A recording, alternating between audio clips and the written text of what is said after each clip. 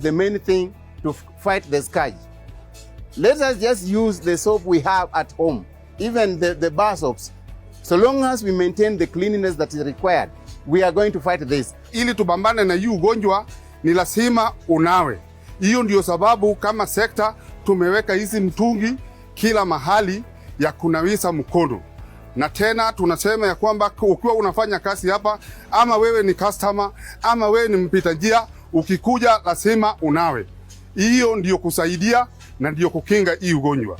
Hii mitungi ya kunawia mikono, mebasi wetu walichukua jukumu, wanatengeneza hizi mitungi na wanauza kwa bei nafuu, kwa sababu wanapotengeneza hii mitungi sio biashara tu ama pesa tunatafuta. Tunatafuta kwamba hii mitungi iweze kufikia kila mtu, ndio watu waweze kunawa mikono na waweze kujikinga na hii ugonjwa. Si serikali ambayo inaweza kutusaidia peke yake, ni sisi wenyewe pia tusaidiane kwa kufuatilia ile mambo ambayo tunaambiwa na serikali. For more information, please dial 719 or *719#. You'll get help immediately from the relevant authorities, particularly from the Ministry of Health. Pamoja tukomese corona.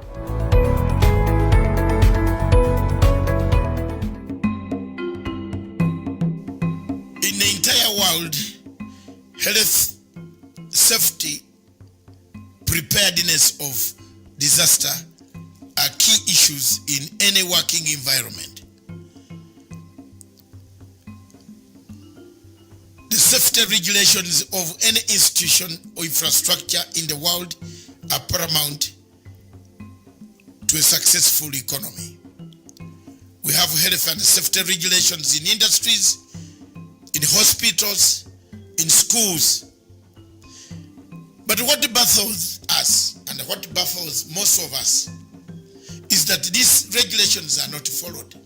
For example, putting up a school in Kenya, you need to go through several methods before you are approved to have the children, including the capability of you housing 800 school children who were actually part of this school that collapsed by itself. But what does this teach us? Teaches us that there are areas in this country that need help. One of those is that area where the school was built, just near petrol stations, near the roads blocking everything, no sewage, no escape routes. This is the tragedy of Africa we have. In most African countries, people don't follow health and safety regulations. Most countries have no disaster preparedness mechanisms. Africa is reactive instead of being proactive. What has led us to this? Why are we behaving in a manner that we don't see? What is the building? What does it look like? Are there cracks in the building? I believe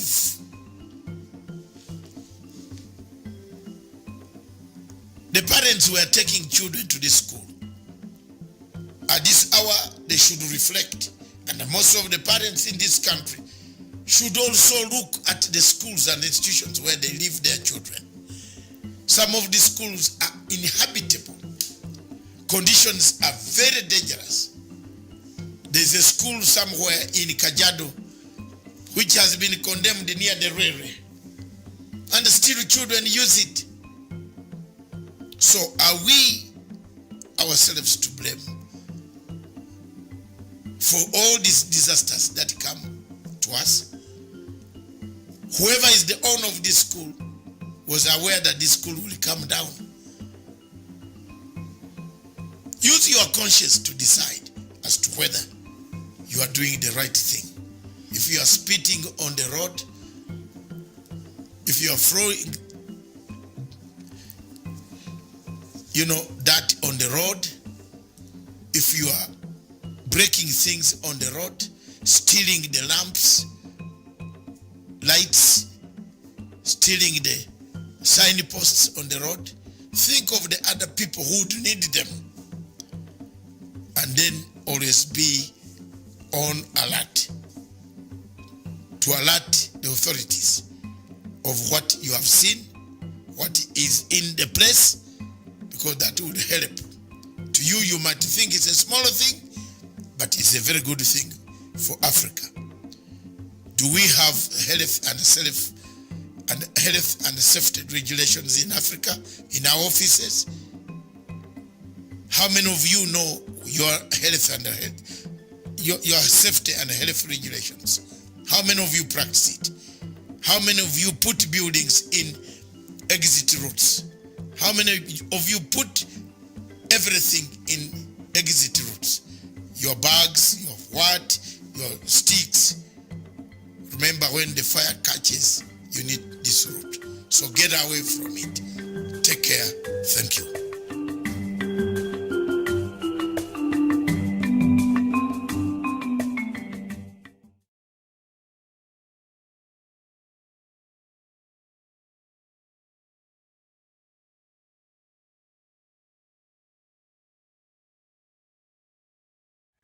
Good morning, Africa. Good morning, wherever you are in the world, in Cairo, in Cape Town, in Lusaka, in Dar es Salaam, in Kigali, in Rwanda, in DRC Congo. Good morning, in Asmara, Mogadishu, and Accra. And good morning, Abuja. Good morning, Cote d'Ivoire.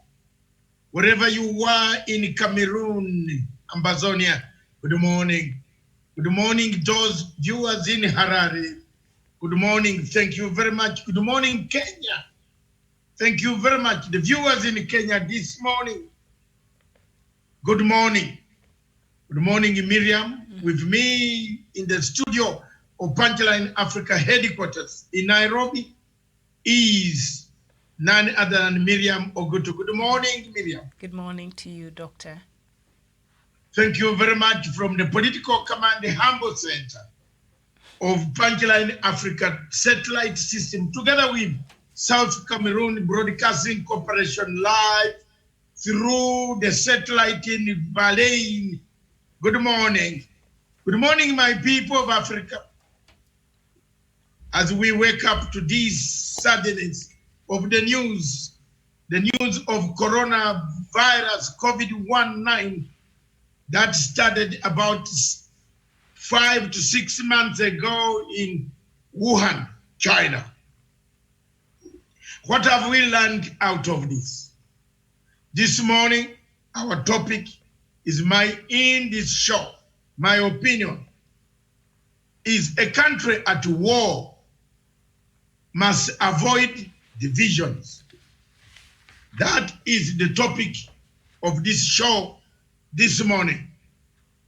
I will begin by doing an intro, very fantastic intro, small, precise. And here we go.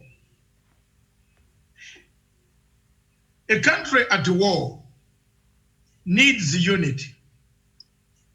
A country at war needs a unity of purpose. Especially when this country called Kenya is fighting an invisible enemy. An invisible enemy is one that you don't see. Is one that you don't know when it is going, when it will end, how it is going to attack. But we can prevent the attacks. We can prevent by talking with one voice. We can prevent by saving our people. We have only two choices: to save or to perish. Do we want our people to perish? The answer definitely is no. President Uhuru Kenyatta and his government and his team, headed by the CS of Health, Mutahi Kagwe, have done their best. They have given you instructions. They have given you guidelines.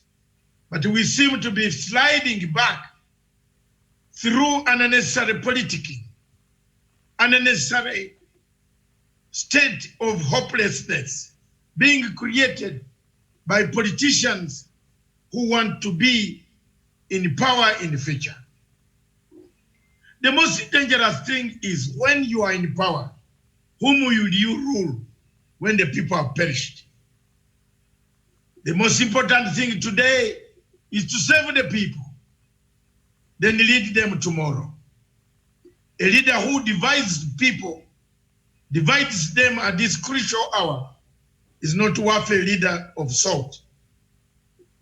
When salt becomes saltless, salt is no longer salt. Therefore, as we fight the invisible enemy, Kenyan or no Kenyan, any other nationality who has been caught up in this fight, and wherever you are in the world, the fight can be won with unity of purpose. If we are united, we shall be able to fight and defeat COVID-19. A divided country cannot fight an invisible enemy who increases in numbers, but a united country with all efforts, with all support, with all encouragement to the President of the Republic of Kenya would be able to fight and vanquish the enemy. Thank you very much, viewers. Fred. Thank you very much. I return to the studio. That's my intro. All right. And I want to ask Miriam to read the first verse according to the opinion poll or opinion program of Punchline Africa. Point number 1, verse 1. All right. So the first point today is anchored on the headlines we are having this morning, which we said we shall look at this point on my opinion. And of course, Deputy President Dr. Ruto and his allies have recently mounted an aggressive campaign to stop the steps President Uhuru Kenyatta has taken on controlling the Jubilee Party after officially kicking out party officials affiliated to Deputy President William Ruto and replacing them with his allies.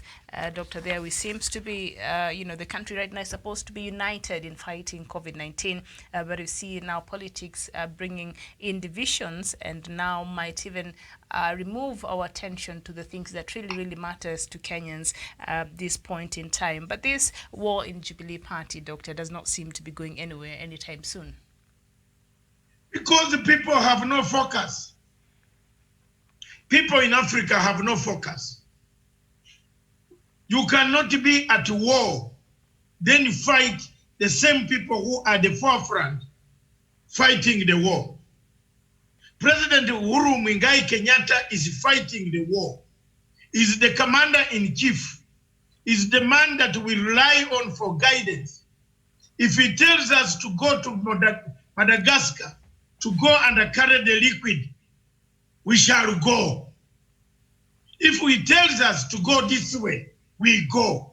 If he tells us to go to Lake Victoria, where we have found the sea is rising, we shall go. The only thing that we cannot do is to belittle the commander-in-chief. The only thing we cannot do is to cause this harmony, this unity, this dismantling of a state, dismantling of institutions at this hour.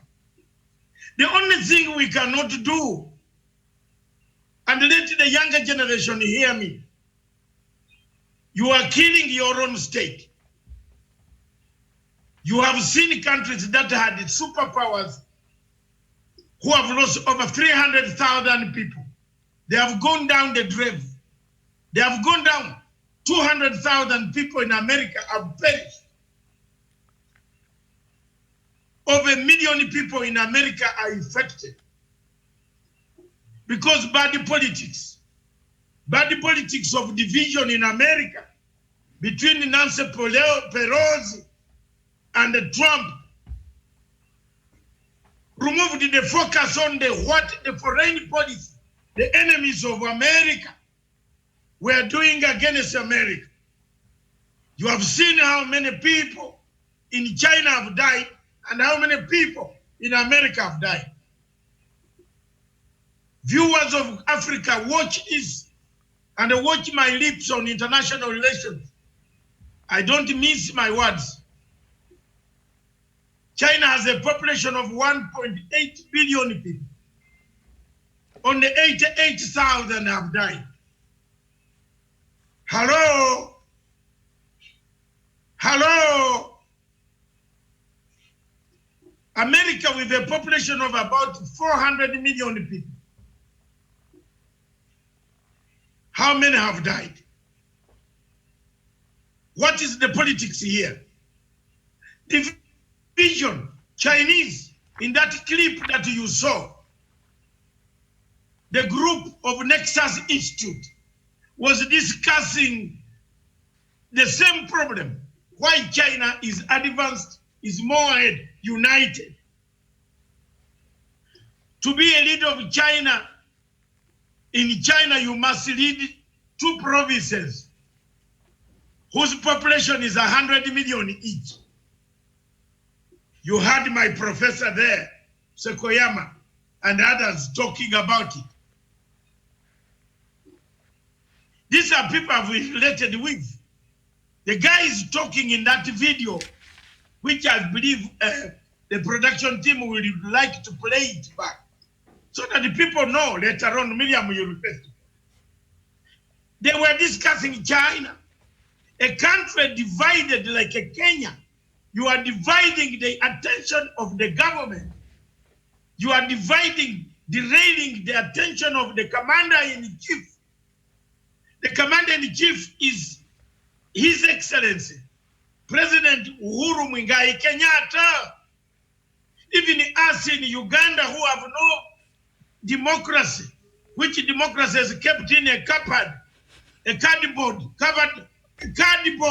of one man, we have kept quiet. I cannot condemn President Museveni today because he has done very well. He's not my friend, but he has done a good job to reduce the number of dead people. Here we are sliding back. Here we are sliding back. And for me, on Kenya, I don't hesitate to say it. When I see something going wrong with me, I always say it. Kill me, shoot me, I don't care. But one day you remember my words. If I did not say and shout in 2008, 2009,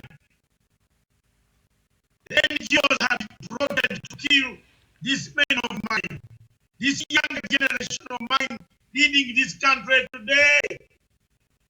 So today I stand firm and say the truth. Something is not working out. If you belittle your commander-in-chief, then you have belittled your trousers. Because it's the commander of chief who gave you the trousers to wear, who bought you the uniform to wear, who gave you the position. It's the commander-in-chief. You didn't get it from the sky. A country at war, invisible war, which has no troops exchanging fire, cannot afford to be divided. Kenya is very divided. The rest of Africa is divided. Look at what is happening in Nigeria. Buhari has left the state to collapse. Buhari has unleashed agony, pain, anguish, slaughter, torture on the people of Biafra. Buhari has destroyed Nigeria. The pandemic is coming as a last resort to destroy what is left of Nigeria. Nigeria stands a horrible country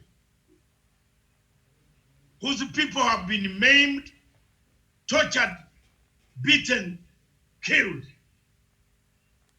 A country divided. A country at war must avoid divisions. Miriam, if you look at the actions, do we need these actions today? Yesterday, the figures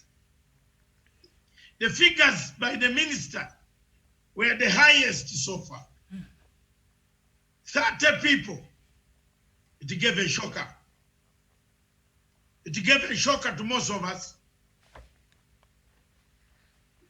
who are looking at the graph. As the graph goes on rise, going up, steep graph, the curves seem not to be going down. Kenya needs to slow down, change tactics, change methodology, change the way we are behaving, start behaving very well. Ezekiel Mutua was lambasted by very many of you Kenyans, younger generation. Mr. Ezekiel Mutua was telling you have manners. He was telling you behave. Listen to your authorities. Stop listening to these nude pictures, this, that, singing songs that are not patriotic. Ezekiel Mutua, do you remember his words now? Ezekiel Mutua was trying to bring some discipline amongst our generations in Kenya. The Kenyan is on Twitter, went ahead to write about him and demonize him as usual. When you bring unpopular thing they call unpopular, they come for you. And they claim they are now the giants of Twitter. No. Look at what is biting us in Mombasa today. Look at what is biting in Mombasa today. If the government does not move in Mombasa to do something extraordinary and with extraordinary measures, we have a catastrophe. Because Governor Joho has been crying and saying, Mzee, there are things here that are not working out. We are sliding back. We are even paying restaurants and hotel owners to open because we think we are sabotaging, subversion against Uhuru Kenyatta. No, you are killing yourself, not Uhuru Kenyatta. No, you are at war. You are at war. A country at war, please, cannot afford to talk politics, to have groups meeting somewhere, to go and plant stories against the first family. Let's hurt Uhuru by planting the story of Nana, the younger girl who was planted a story, oh, he has stolen this money. A country cannot afford to do those type of things at an hour of a fight. That you think you are hurting the president. You are not hurting the president. The president there is no grave where two people have been buried, unless it is a mass grave like Idi Amin's grave, or graves that we used to have under Idi Amin. We Ugandans were slaughtered so much that Amin used to choose the best tongue, like mine here, this tongue would have been taken, Akiamu. That's why I ran away to Tanzania after my A-levels. I just jumped into a rebel movement to go and fight Idi Amin because he wanted to take my tongue. I used to lead a strike. I led a strike in school Those who went to school with me in Uganda know I'm big-headed also. I led a strike. And sent a whole battalion of Rubongi barracks in Tororo to come and wipe me out. And this is the small boy today. He wanted my tongue to be eaten in the fridge in Kampala. Let's get united. Let people get united. This COVID-19 is not easy, medium. It is not easy. The wrangles in the ruling party, verse 2, have escalated to the whole new level after the Deputy President William Ruto allies launched a scathing attack on President Uhuru Kenyatta's family. What has the family got to do with what you have stolen? What has the family got to do? Where is the money for Cameroon and Emerald? Emerald, EK. We call it EK. Where is the money? 7 billion. We want it. It's small. It was not 21, but we want 7 billion back. The Italian man I am reliably told he has died. I have sent my investigative officers around Rome. They are there by tomorrow, I will tell you. Because I'm interested, internationally I'm linked. I wanted to find out where the man of the dams who took our money is he alive among this coronavirus. Because tomorrow we are going to be told that man died, the company also died. So the money is stolen, is taken, the bank cannot pay.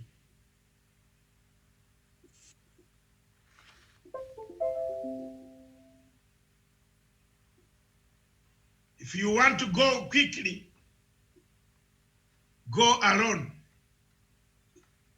If you want to go with others, you want to go far, let us go together. Over to you, Miriam. All right, thank you there, Doctor. Have you got that? Yes. You got that interesting thing? Yes, from one of our viewers there, Sidonio. Thank you so much. Yes. It's important. It underscores the importance of working together, especially if you want to win a war against, for instance, right now, the COVID-19. We need a concerted effort. And we've seen the countries that have been working together, they've really been able to mitigate and to, get COVID-19 under control. But the countries where you see now, like you mentioned very well, the US, and you drew parallels with China and how they've been handling these matters. We see China, they thought as one, they united, and they had one goal and one focus. And we see now the cases there did not spike, even as the COVID-19 broke out from China. And then you move to the United States, and you see the politics coming into play between the Republicans leadership and the Democrats leadership there. And the more they play politics, the more the president comes out, and because he does not agree with what the Democrats are saying, so he doesn't underscore the importance on why the U.S. people should come together and fight this COVID-19 together. And we see the numbers, they have really, really spiked. They're still arguing, do we need to open some states, do we need not? And yet the U.S. is leading now in the numbers of infections and also the numbers of rate of death across the world. And so you can see when politics come into play and there is a disunity in a country, you see that will be the effect. And you compare that with China, who responded very well, and the whole country rallied, on what the president and all the leadership of that country was saying, and they rallied together behind and we see there is power in that unity. And so the numbers in China, are able to come down, and right now they're not even recording as much death as compared to a country like the US. So a very important parallels there, Doctor, that you have drawn. And also, also a country like South Sudan. You mentioned Kenya, and we've been talking about this right now. This is not the time. This is not the time for politics. This is not the time we wake up and we are reading these headlines here. This is not what Kenyans want to know. Kenyans want to know, all right, after COVID-19, what is the way forward? What is the government doing right now? And we see the Ministry of Health coming out every day highlighting some of these very important things. Can you now, instead of just politicking, because I haven't seen these politicians who are now engulfed in this political atmosphere come out and really help in creating awareness to the people of Kenya, play their part so that we are able to end the COVID-19, and then the churches can be opened back, the political arenas can be back, so that we can continue with our lives. But for now, please, can we join our hands together? Can we help the government? Can we play our part as the citizens of this country and as the leadership of this country, our political leadership, our church leadership, and other leadership from across board, so that we're able to defeat COVID-19? Because where there's unity, we can really come out victorious. But if we bring other matters, especially if politics continue to come into play, then we might lose the focus and the bigger picture, and that is to save this country and also others across Africa. And that also will go to a country like South Sudan, the way we'll be seeing the wrangles there and all of that. And we see now the numbers there are slowly going up. So that is also something that perhaps they might consider. So next time, Madam Angelina Ten is being called by the Committee of Defense to give, the country the update on matters, on matters security in regards to preparedness of South Sudan, and she refuses to go, that it will not work very well for South Sudan. So unity, Doctor, at a time like this is very, very important and paramount to our country. Should we win, because all countries right now are at war except for Lesotho. Even Comoros joined, the bandwagon there of fighting COVID-19. So it's only Lesotho in Africa that is safe. The rest of us, we have a war at hand, and we must fight it together for us to win it. Thank you very much, Miriam. That is the situation. And let's move on. For example, there are people in this country who always cause trouble and leave the trouble to hand the leaders. From the history in truth of the ICC cases, there were leaders who were encouraging these top leaders, especially the deputy president, to say some things. The Kikuyu MP, Ichungwa Kimani, who is also the chairman of the National Assembly Budget Appropriation Committee, said the Jubilee Party had not complied with the law, even regarding tabling audit accounts to show how many party resources were utilized. What is this now? He said he helped CS Mutai Kagwe and his national treasury counterpart, Kuku Yatan, have been summoned to appear before the Senate, a National Assembly Health Committee, over the controversial 1.3 billion expenditure. The time is not now. The parliament has its duty. But when you deflect the morale of these guys, the morale of people in Mombasa, the morale of the people in the estates in Nairobi Mission will go down, will be deflected. Apart from the funds, the CS will also be engaged on circumstances surrounding the dismissal of the lead. Doesn't matter now. Those we can talk about them later. He has been dismissed, not dismissed, removed from the position. He was demoted. Still remains. Yes. Yes. Demoted. Demoted. Mm-hmm. If you are not working well, you are demoted. Does the CS need to waste time on this? Or instead of calling the counterpart in Madagascar to send us a few boxes, tuanze kukunywa hii kitu, tukunywe. COVID organic, yes. Yes, let's drink this Madagascar thing. Wallahi, anybody who has got a bottle later, people want to drink it. That I think must come now on special order. Yeah, no. But the government. The state. Yeah, the but state, the government, yes. Mm-hmm. The government is taking sample. I asked President Uhuru Kenyatta, please, I saw you the other day talking to the president of Madagascar. Mzee Nduku, I can talk in French. I have some French. Oui, allez à la maison. You can bring something here. Could you say that in French, please? I've said in French, yes. Could you ask for COVID organic in We, French? in French, because the guy was speaking in French only. So I tried to look for a French interpreter until he told me he's ready to sample this medicine to Africa. Your Excellency President,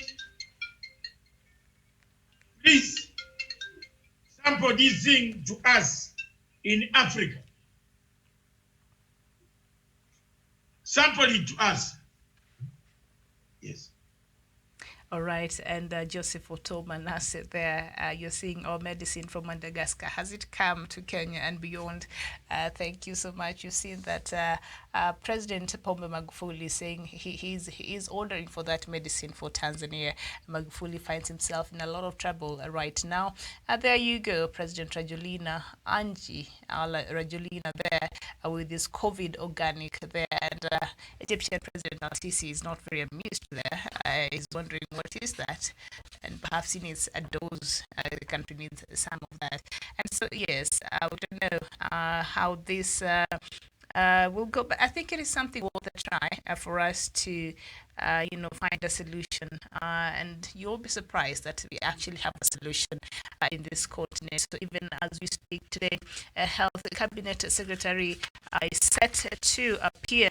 He had been summoned to appear before the Senate and National Assembly Health Committee over the controversial 1.3 billion Kenya shillings expenditure. This came after the Ministry of Health and shared a document, a breakdown of expenditure for the funds donated by the World Bank to Kenya.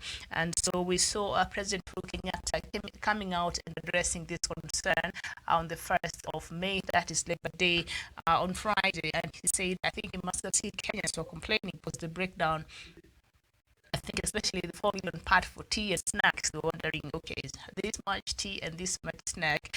So perhaps if they give a breakdown, and now he's appearing before that committee today to give a breakdown and to just help Kenyans understand how this money was spent. And President Uhuru Kenyatta, while he was speaking on 1st of May, Labor Day, he came out and he said he acknowledged that, perhaps Kenyans had a point and they had a right to query, but he said it's not the right time. And he said this money will be audited, and just using his words, he said in broad daylight. So this money that Kenyans are wondering what was done with, President Uhuru Kenyatta promised and said after we are done with fighting and containing COVID-19, then the audit of the money that has been spent in the fight against the coronavirus will be audited in broad daylight. So I'll bank my confidence in the words of President Uhuru Kenyatta, and after the COVID-19, we shall have a very clear outline of how this money was spent. And so yes, the CS there will be appearing at the National Assembly Committee today with his counterpart Okori Atani, who is the CS for Treasury. So that is happening today. I don't know if they have already appeared there, but that is meant to be happening today. And also on top of that, the CS will have to explain perhaps the surrounding and the circumstances under which he dismissed the lead researcher at Cambridge, Dr. Joan Latomuya, the Center of Virus Research Director, who was demoted by the Ministry of Health, Mutahi Kagwe, thereafter he delayed releasing some results that were meant to, because a lot of these people, when they're in these quarantine centers, they're very anxious. I would imagine. I don't know if I will even be able to sleep at night. So when you're, samples have been taken, you want them as quick as you can. And so you can imagine. So because they want to be released and to go back and have their normal life. So he's said to have, not delivered the results on time, and the CS was waiting. And so I don't know if he was able to explain why, or I even gave a heads up before that it shall be late.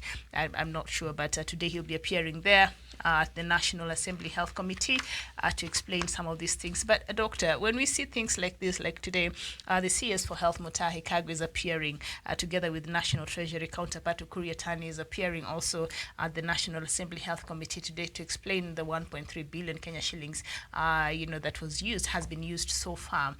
Is it now turning our attention to other important things that the Ministry of Health is doing in terms of the fight against COVID-19? Will this swallow the whole thing? Because now attention will be focused on the money and how it has been spent, and they will lose focus on what is really important. Else is the government doing? What awareness is out there, and what is the Ministry of Health doing in terms of even contact tracing and these other important things? Will these sidetrack us from what is important right now? First of all, Miriam, I want to say, for Parliament to do its work, nobody can stop it. Nobody can stop it. Very true. They have to do their work. And oversighting is normal for the Parliament. You can't say they keep quiet and you hammer the money. No, that is the best way we should have done. Other than spreading the lies, undocumented letters, stolen, leaked documents to the public. Parliament has the right to go and scrutinize and query how they have used the money. That's not a problem. No, I wouldn't. That is the role of the Parliament. The budget committee, Mr. Chungwa, can call these guys to say, this money, we want to know where you are sending it. There is the health committee. There's both the health committees of Senate and can, quiz these guys to explain why such amounts of money, if it are not released from the coffers, the treasury, they have a right to query and put a stop on it. But the behavior that I am against, which everybody, my opinion would be, it was not very good for information to be leaked out, especially when it is half-baked information.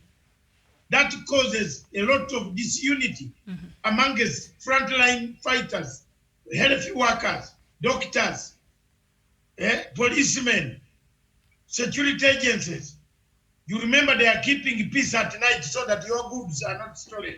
Even your masks from Mr. Ma. If the police are not there to keep peace, someone will go and steal them. So the public does not need to know these things. The Parliament needs to know these things and ask the minister to come and explain. What they have done is a very good thing for the minister to go and explain. But for someone to leak information, I agree with Mutahi Kagwe for what he has done to dismiss these guys, to send them away. They can go and work elsewhere where leakage of people's data is not a party to. Thank you.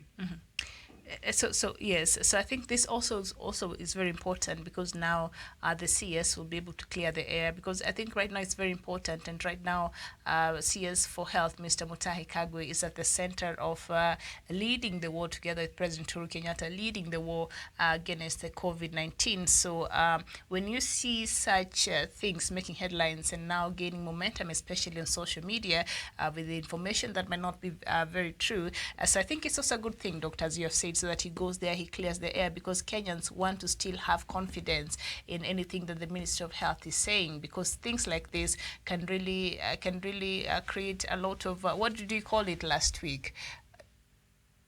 State of despondency, and that is not where we want to be right now. So I think it's good he'll go clear the air so that Kenyans can continue having confidence in his leadership and the way in which he's been leading the country against the fight of COVID-19. So it will be nice. So especially now in Parliament, it is a controlled environment where only the true information can come out, and so Kenyans can really get to know where the truth is. So it's good to clear the air for the sake of continuing to have confidence in the Ministry of Health, and also to avoid any unnecessary side shows that might take us off the track of things that are really important right now to Kenya. So it is a good thing, I agree with you, that he's appearing in that committee today. Okay, thank you very much, Miriam. And I want to quote, "The war at war."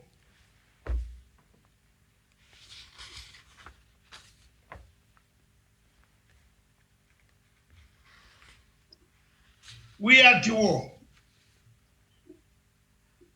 And we believe that COVID-19 is an enemy.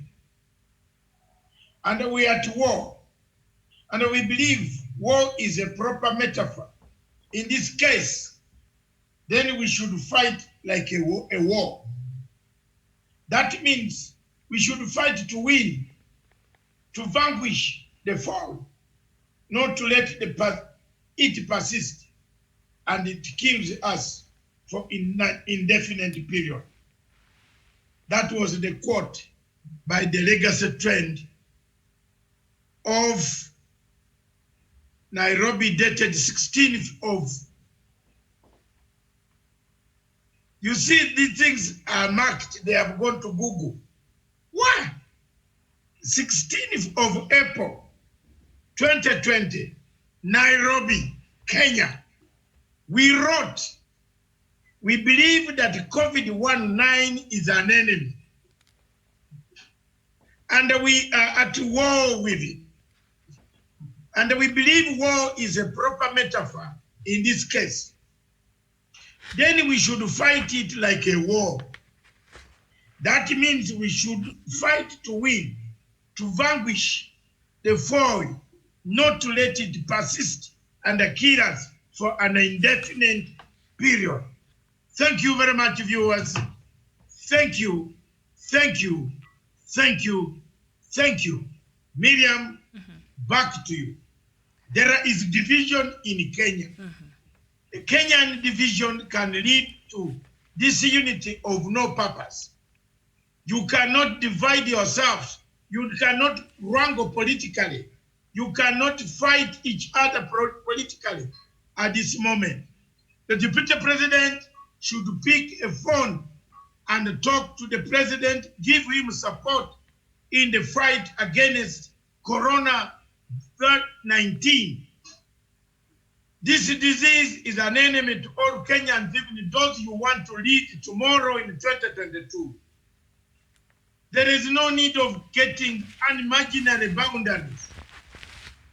This doesn't work now. Even opposition in countries like Uganda have united. Kizza Besigye is not defying the president now. Not because they have no feelings. We have feelings, but you can see Uganda has done it very well. Some of us have harbored feelings. Miriam is smiling because he knows I have feelings. No, Kizza has a lot of feelings, but they have been suppressed for now. Even me, yes. even me, I have a lot of feelings. The Towards the situation in Uganda. Has is he shows his feelings too much. It has been suppressed right now, very much so. Yeah, what can you do? Yes. COVID-19 is worse than the feelings. You can have them, but there's COVID-19, especially it wants to knock anybody with a previous disease is what this thing is looking for. Kama inasikia inanuka, it looks for you. So avoid it. This work as a unity of purpose. Africa will rise and shine again. Paul Obiya in Cameroon, you have gone underground. You better stay completely underground there. Don't come back. Because you have left your people being slaughtered by COVID-19. You have no statement you have made. You are not giving them direction. Surely, Africa, what killed us? What bewitched us?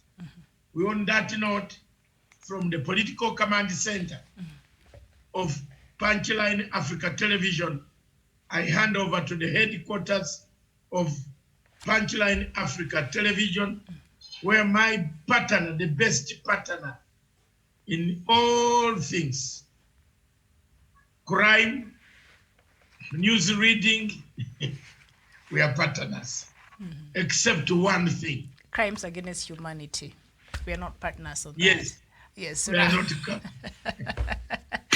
Now, Doctor, thank you so much there from the Political Command Center for that great insight here. A lot of our viewers are really appreciating that this morning.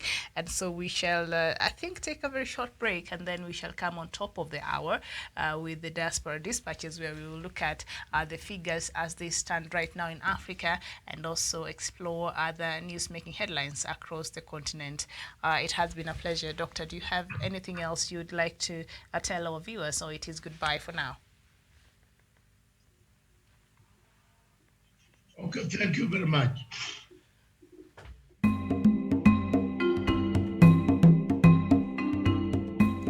Anybody who has been in the military will understand that when at war, in war, with war, you don't court-martial your soldiers or officers while the war is on. You finish the war first and then investigate the officers or soldiers who might have misbehaved or neglected duty. This is the doctrine of the institution of war. Today, Kenya is within the war and at war with an invisible enemy called COVID-19. And we must support the efforts of the frontline officials. Then we put them on trial later if there are mistakes.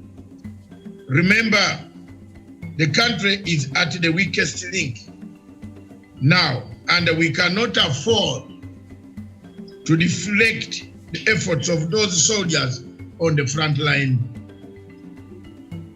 of fighting COVID-19. Thank you very much, viewers. That is me.